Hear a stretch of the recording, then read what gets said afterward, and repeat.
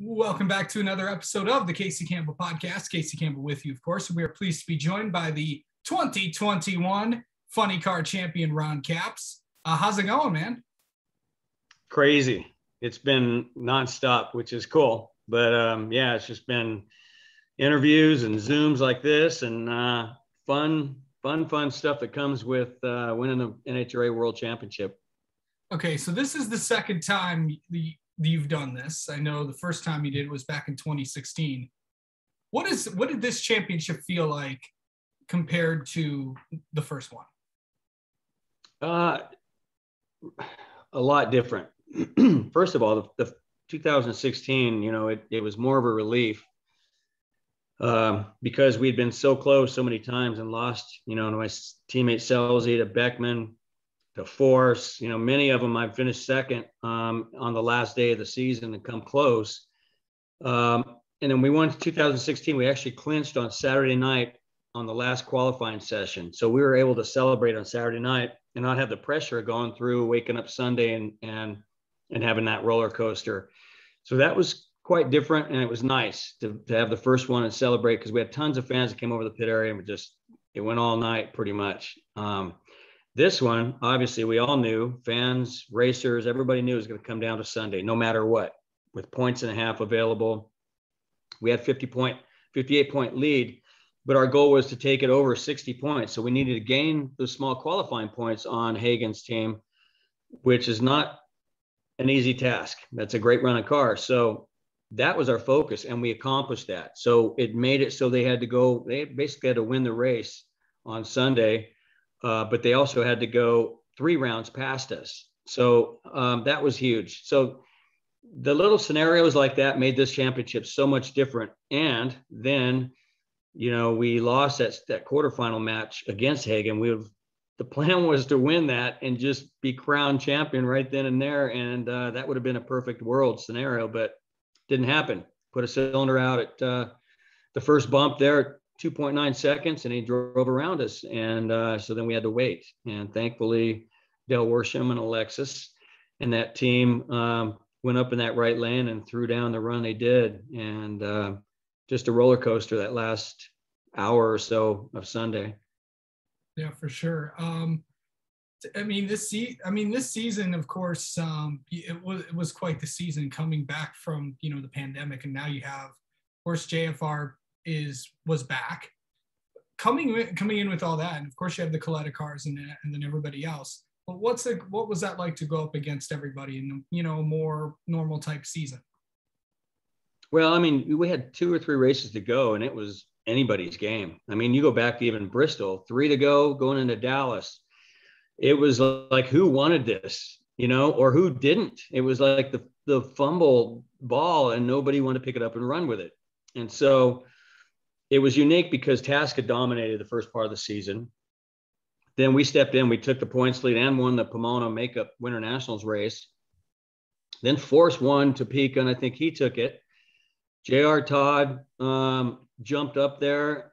All of a sudden, Cruz was right up there, and Alexis is running probably better than anybody for a few races there at the end. And so the one car team of Tim Wilkerson, who beat us in the Indy final and stomped me every time we raced each other this year, it seemed like. He came alive and started showing what he was capable of. And so there was a lot of cars. It just was probably the most condensed, competitive funny car series in a long time, especially the countdown. So, and then, we had the Bizarro Sunday, Halloween day in Vegas. We all kind of went in with a lot of scenarios, not, after we went to the final round in Dallas, all of a sudden JR is pulled within distance. And it was just a lot of cars available to be there for Pomona. And Vegas was always going to be pivotal, but it proved to be even more so this year. And we survived. Everybody went out first round and we chugged through the final round and gained a lot. And here we were all of a sudden a points lead. So a lot of scenarios going those last few races. The fans for sure got their money's worth of the countdown this year. Yeah, for sure. I know that this is, the end of another season for sure, but I know you're still going to be racing. Well, kind of. I know the Monday Night League's kind of been, I know you were one of the spearheads behind that. Overall, you have got to like what this league has turned into. You got Kyle Busch and Dale Jr. racing. Of course, you're in it as well.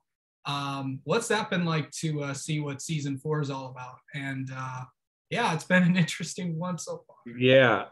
Yeah, it's been fun. I've just tried to support it when we could, little sponsors here and there. When Ford Martin, early on, I told Ford in a text yesterday, I don't get to practice like I used to. And I'm so bummed out that I qualify mid-pack or wherever. And when I first jumped in the league, I ended up winning, I think, the first or second race I joined, and was top 5, but back then I had time to practice a lot at these different tracks. And I love the series because we race so many different cars and different track combinations. I love that.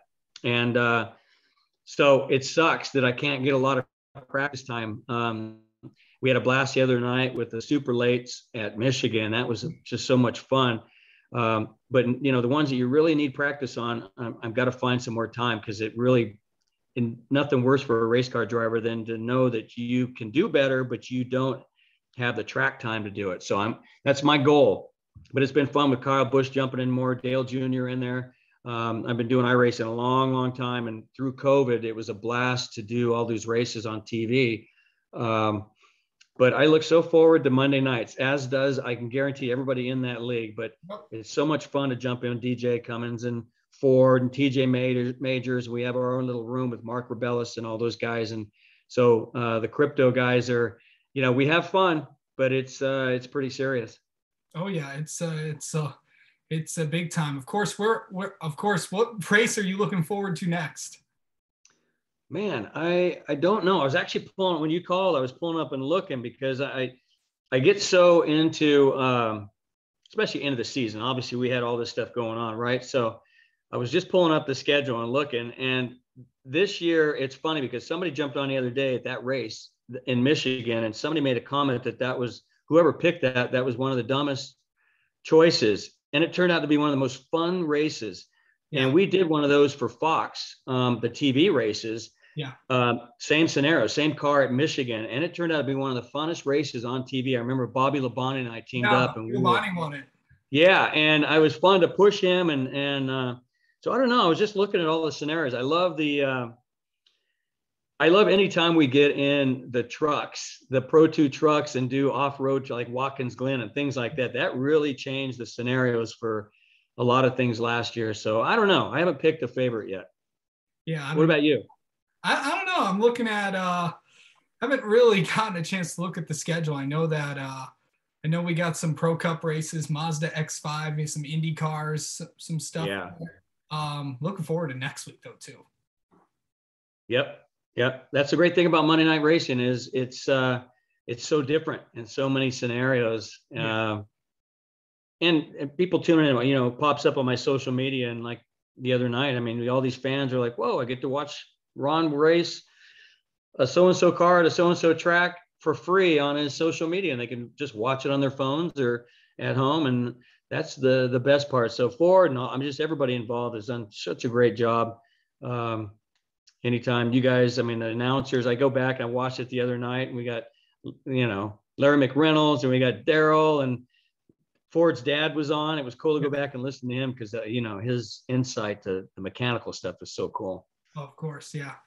You can't beat Gil Martin and DW. So Nope. you never know who could come up there. I know Ford's working on a lot of cool stuff with that. So yeah, for sure. But anyway, congratulations on winning the championship. We'll look forward to what your plans are for 2022 coming up here soon. Yeah, December 9th, we're going to make an announcement, and we got a few announcements, but that's going to be the big one. Opening day at PRI. And so excited, man. I can't wait. This is going to be a whole new chapter of my life and career in NHRA. And the only downside is I won't get that practice time I need for Monday Night Racing. But now that I'm calling the shots next year, maybe I'll make myself have time. All right. Sounds good. All right. All right, Casey. Thanks, man.